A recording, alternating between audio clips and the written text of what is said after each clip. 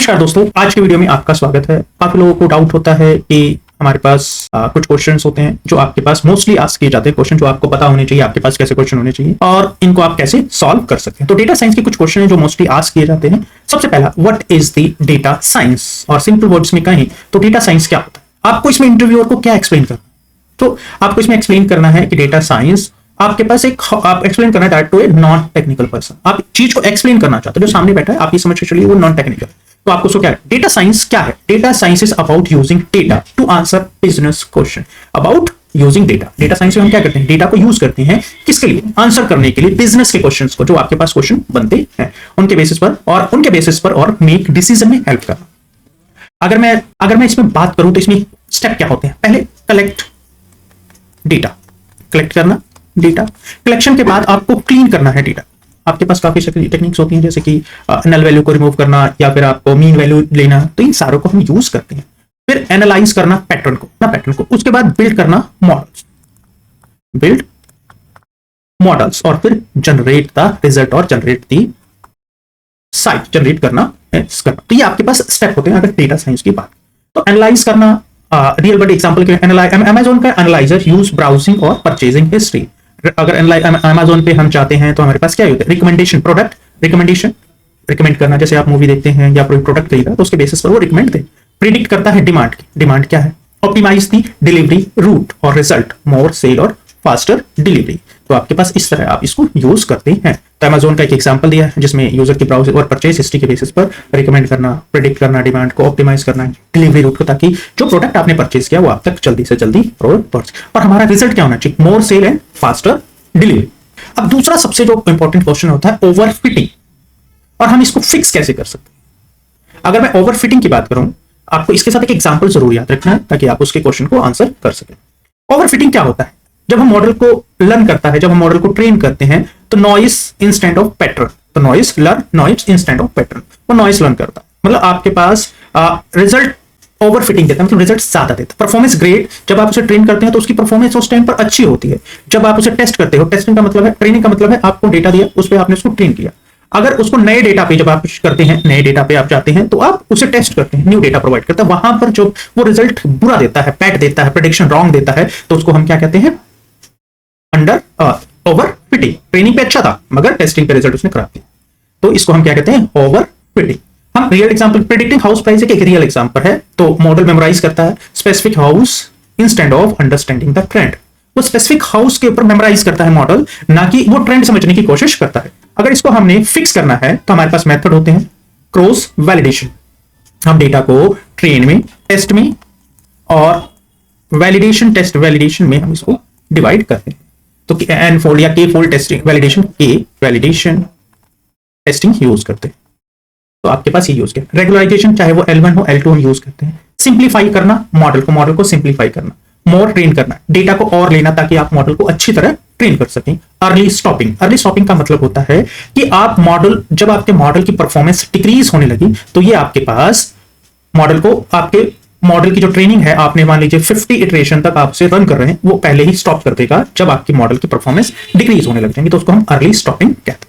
Next question की बात करें तो हमारे पास बायस, वेरिएंस, ट्रेड ऑफ हमेशा इसके अंदर होता है। बायस और वेरिएंस होता क्या है?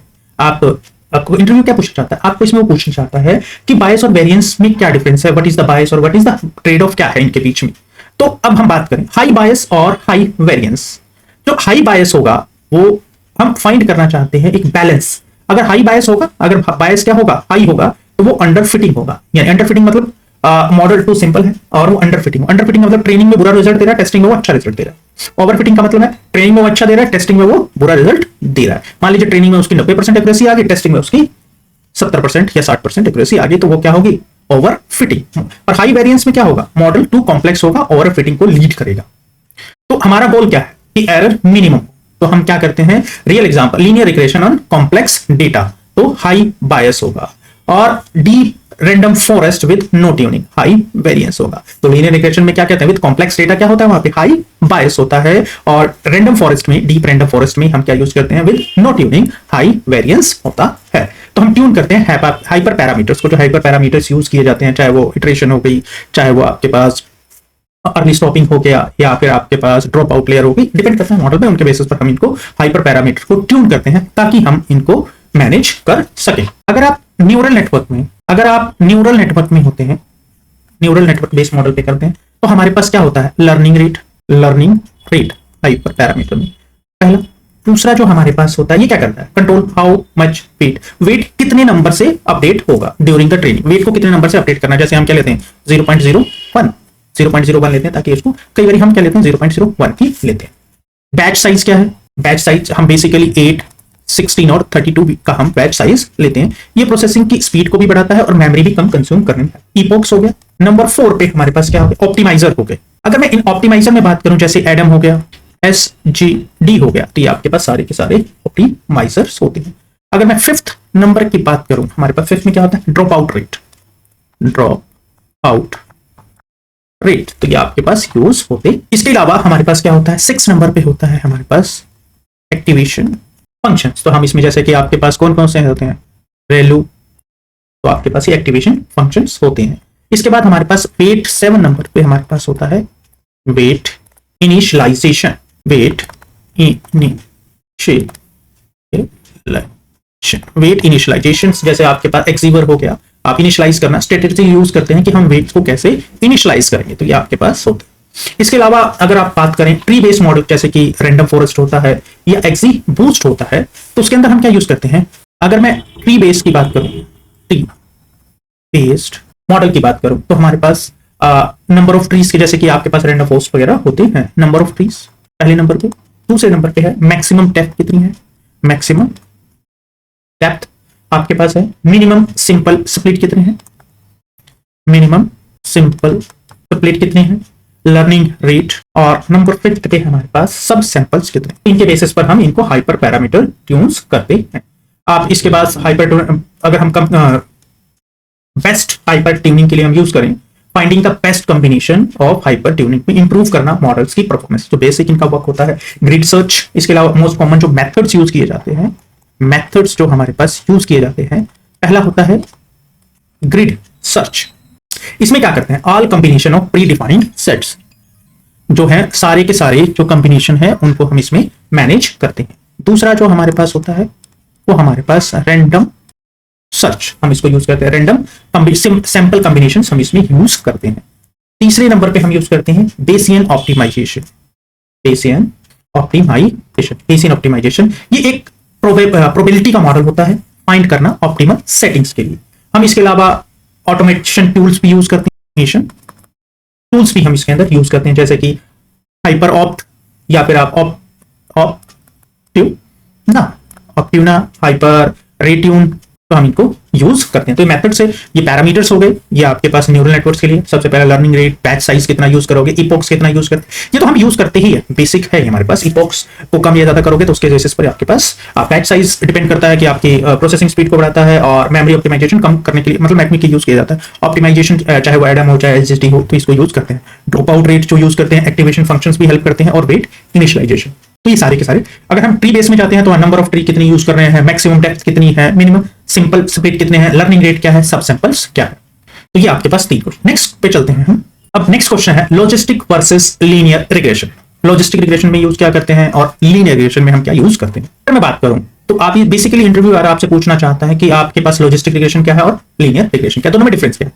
जो हमारे पास कंटीन्यूअस डेटा, चाहे वो कंटीन्यूअस डेटा कौन सा होता है, जहां पे कंटीन्यूअस वैल्यू चेंज हो रही है, चाहे स्टॉक मार्केट का प्राइस हो गया या टेम्परेचर हो गया, तो कंटीन्यूअस वैल्यू के लिए हम क्या यूज करते हैं, लीनियर रिग्रेशन। और प्रोबेबिलिटी करने के लिए या क्लास के लिए स्पैम है या नहीं है, तो उसके लिए हम क्या यूज करते हैं, लॉजिस्टिक रिग्रेशन। जहां पे भी लीनियर रिग्रेशन में क्या होगा, लीनियर रिग्रेशन में आपके पास सिंपल एक वेरिएबल होगा, आप मल्टी रिग्रेशन होता है तो इसमें एक से ज्यादा वेरिएबल यूज। लॉजिस्टिक में हम यूज क्या करते हैं, जहां पे प्रोबेबिलिटी निकालनी है। तो क्रेडिट कार्ड कंपनी है तो प्रेडिक्ट करना बिल अमाउंट, तो आपके पास ये उसके लिए हम क्या यूज करेंगे, लीनियर रिग्रेशन। वेदर ये डिफॉल्ट करेगा या नहीं करेगा, तो उसके लिए हम क्या यूज करते हैं, लॉजिस्टिक रिग्रेशन हम यूज करते हैं। आपके पास लीनियर रिग्रेशन का फार्मूला सिंपल वही फार्मूला होता है जो आप इसको यूज करते हैं, ठीक है। तो नेक्स्ट क्वेश्चन है कंफ्यूजन मैट्रिक्स। हमेशा इसके पास ये एक्यूरेसी फाइंड करने के लिए यूज किया जाता है कि समटाइम्स मिसलीडिंग होते हैं, तो उनके लिए हम इसको यूज करते हैं। तो ये आपके पास देखिए प्रेडिक्टिव प्लस और प्रेडिक्टिव माइनस, तो आपके पास true positive, false negative, false positive, true negative, तो आपके पास इनके बेसिस पर ये आपके पास फाइंड करते हैं। हम एक्यूरेसी फाइंड करते हैं, रिप्रेशेशन फाइंड करते हैं, रिकॉल फाइंड करते हैं, F1 स्कोर फाइंड करते हैं इन्हीं के बेसिस पर। तो detail classification of result provide करता है। क्लासिफिकेशन जो कंफ्यूजन मैट्रिक है वो आपको detail classification of result find करता है। तो रियल एग्जांपल की बात करें, आउट ऑफ 10,000 ट्रांजैक्शन में 50 आर फ्रॉड, तो नॉट फ्रॉड के चांसेस क्या होंगे? तो आपके पास इसमें जो एक्यूरेसी हो गई आपके पास 99.5%। जो एक्यूरेसी है, अगर मैं एक्यूरेसी की बात करूं तो क्या होता है?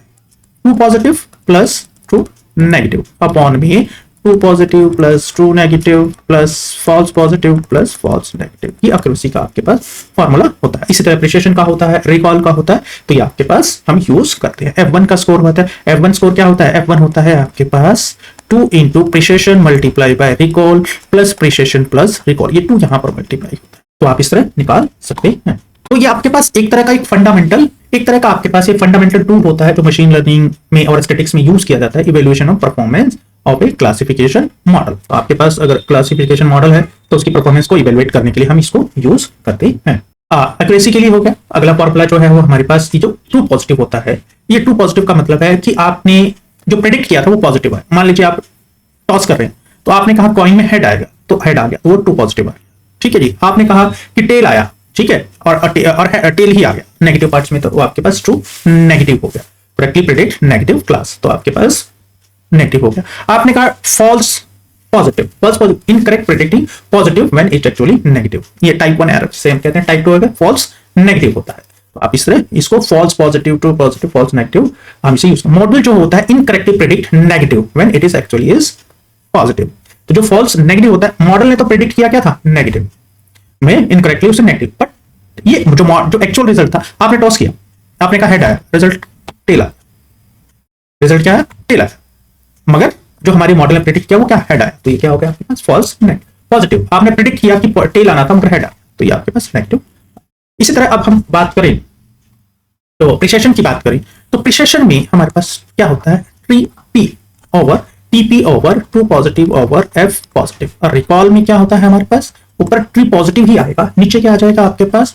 True positive upon false negative. F1 score आपके पास पहले ही फॉर्मूला आप मेंशन कर चुके हैं, एक्यूरेसी का आपके पास पहले ही फॉर्मूला है आ चुका है। अगर एक एग्जांपल लेते हैं, अगर हम बात करें एक स्पैम है या नहीं, ट्रू पॉजिटिव हमारे पास क्या है इसके अंदर? 40, यानी कि आपके पास spam correctly identify is 40। True negative क्या है हमारे पास? 50। ईमेल जो लेजिट था, ईमेल करेक्टली आइडेंटिफाई, ठीक है, ये लेजिट ईमेल है, करेक्टली आइडेंटिफाई हो गई। अब FP क्या हो गए? False positive. Email wrongly mark as the spam, वो कितने हो गए? 5। और फॉल्स नेगेटिव कितने हो गए हमारे पास? वो भी 5 है। स्पैम ईमेल मिस्ड, स्पैम जो ईमेल थी वो आपके पास मिस हो गई। तो एक्यूरेसी क्या हो गई? 40 प्लस 50 प्लस 5 प्लस 5, टोटल कितना हो गया? टोटल कितने हो गए? 100। और true positive plus false negative कितने हो गए आपके पास? ट्रू पॉजिटिव और ट्रू नेगेटिव कितने हो गए? ट्रू पॉजिटिव ट्रू नेगेटिव कितने हो गए? 40 प्लस 90, तो आपके पास जो एक्यूरेसी आ गई वो आपके पास 90% आ गई। इसी तरह आप एक्यूरेसी को फाइंड कर सकते हैं। अगर आप प्रिसिशन और रिकॉल फाइंड करना चाहें तो इसी तरह आप प्रिसिशन और रिकॉल भी फाइंड कर सकते हैं। प्रिसिशन में क्या है? ट्रू पॉजिटिव कितने हैं? 40 plus 40 upon 40 plus false positive वो कितने हैं? 5, तो आपके पास 40 अपॉन 45, ये आपके पास आंसर आ। इसको एक्यूरेसी के फॉर्म में फाइंड करेंगे तो आपके पास ये आ जाएगा 9 which is equal to 8 upon 9। तो आप इसे डिवाइड करेंगे तो 9 72, 9 80 72, यानी कि 8 आ गया। फिर आपके पास 72 ए बच गया 80, फिर 8, तो आपके पास जो एक्यूरेसी आ गई वो आपके पास 88% आ गई। जो प्रिसिशन आ गया वो 88%। इस तरह रिकॉल, प्रेफरेंस और सारे स्कोर आप फाइंड कर सकते हैं। नेक्स्ट की बात करते हैं, अगर मैं पी वैल्यू की बात करूं तो इंटरव्यू एक्सप्लेन करता है कि पी वैल्यू की आपके पास इसका प्रैक्टिकल टर्म क्या है, कहां यूज किया जाता है। तो पी वैल्यू क्या करती है? टेल करती है वेदर ऑब्जर्व किया, whether the observe difference is likely due to chance. जो ऑब्जर्व डिफरेंस किया था वो क्या था? ड्यू टू चांस होता है, बाय चांस है। तो अगर पी की वैल्यू लेस देन 0.05 है तो ये क्या है? स्टैटिकली सिग्निफिकेंट है, यानी कि सही वैल्यू है। तो एक एग्जांपल करते हैं, पी की वैल्यू हमेशा इसे स्टैटिकल फाइंड हम यूज करने के लिए हम इसको यूज करते हैं। अगर मैं इसमें एक एग्जांपल देते हैं, marketing term run 2 ads, A converse 3% of और बी कन्वर्जन्स 4% ऑफ। जब हम हाइपोथेटिकली जो हाइपोथेसिस टेस्टिंग करेंगे तो if P is equal to 0 तो कंक्लूड करेंगे ad B perform significantly better than. तो अगर ये किससे है? लेस देन किससे है? 0.005 से। तो हम इसको यूज करें। जो पी की वैल्यू होती है वो प्रोबेबिलिटी होती है obtaining result at least as extreme as the observe result. तो आप इसको अज्यूम करते हैं, हम इसको नल हाइपोथेसिस इज ट्रू। अगर पी की वैल्यू स्मॉल है, यानी कि टिपिकली किससे इससे छोटी है, पी की वैल्यू अगर पी की वैल्यू 0.05 से छोटी है, स्मॉल है, तो observe data is unlikely under null hypothesis. तो एविडेंस अगेंस्ट द नल। अगर पी की वैल्यू लार्जर है, ग्रेटर देन है 0.05 से, तो सजेस्ट करें डेटा जो कंसिस्टेंट है विद नल हाइपोथेसिस। अगर छोटी है, स्मॉल है, तो suggest that observe data is unlikely under null hypothesis. तो एविडेंस अगेंस्ट द, जो एविडेंस है वो अगेंस्ट है। तो अगर हम इसकी वैल्यू ग्रेटर देन है तो हम क्या करेंगे, इनसफिशिएंट जो एविडेंस है टू रिजेक्ट इट। तो null hypo consistent with null hypothesis, तो हम इसको यूज करते हैं। दो वैल्यूज होती हैं। अब मान लीजिए हाइपोथेसिस हम सेट करते हैं, नल हाइपोथेसिस को हम कैसे रिप्रेजेंट करते हैं, H0 से, इसको हम कहते हैं नो इफेक्ट नो डिफरेंस। इसका मतलब क्या, उसके बाद जो H1 होती है उसे क्या कहते हैं, alternate hypothesis.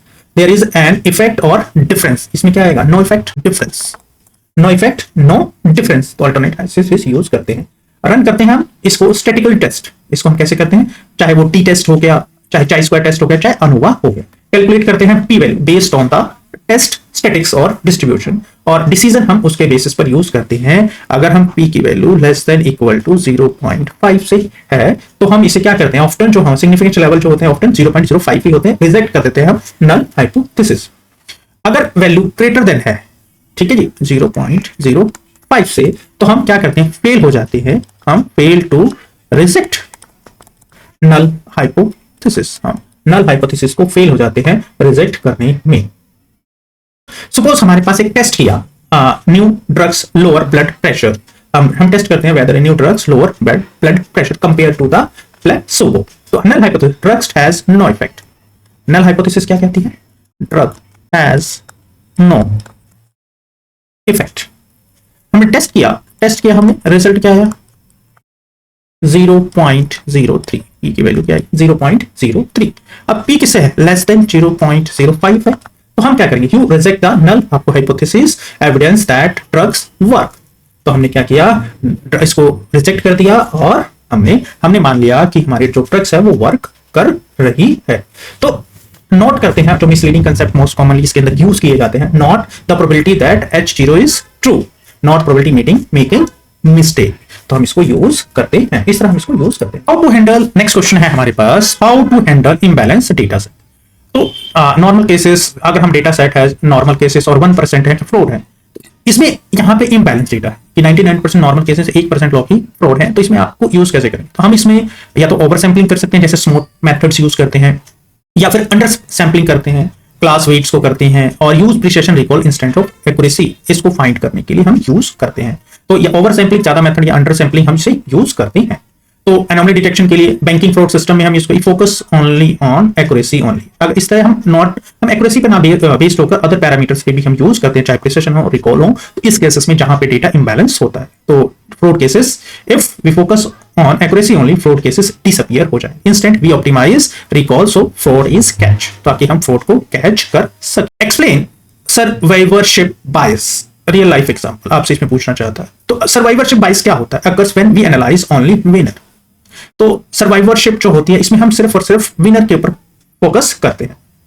During the world war II engineer ने स्टडी किया returning planer planes and suggested reinforcing bullets hit area.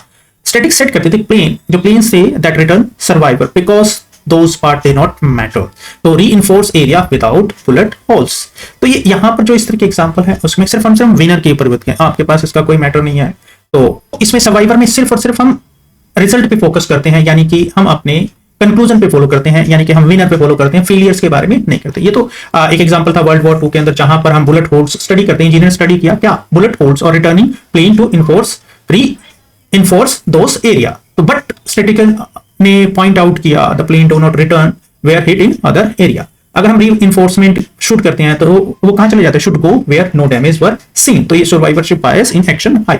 आप स्टार्टअप्स के बारे में सुनते हैं, बहुत सारे स्टार्टअप आपने सुने हुए, चाहे वो अमेजन हो गया, एप्पल हो गया, ये सक्सेस हो गए, बट आपको ये भी पता होने 1000 ऑफ जो स्टार्टअप्स है वो फेलियर भी हुए हैं, उनके बारे में किसी को कुछ नहीं पता। जैसे स्टॉक मार्केट में ये अमीर बन गया, वो अमीर बन गया, उसने इतना प्रॉफिट दे दिया, बट आपके पास लॉस वाले भी आपके पास होते हैं। तो ये आपके पास कुछ सर्वाइवरशिप बायस के होते हैं। तो इस वीडियो में इतना ही, अगले वीडियो में फिर मिलेंगे कुछ नए क्वेश्चन। अगर आपको मेरी वीडियो पसंद आई तो मेरे चैनल को सब्सक्राइब और वीडियो को लाइक करना ना भूलें। थैंक यू, मिलते हैं अगली वीडियो में।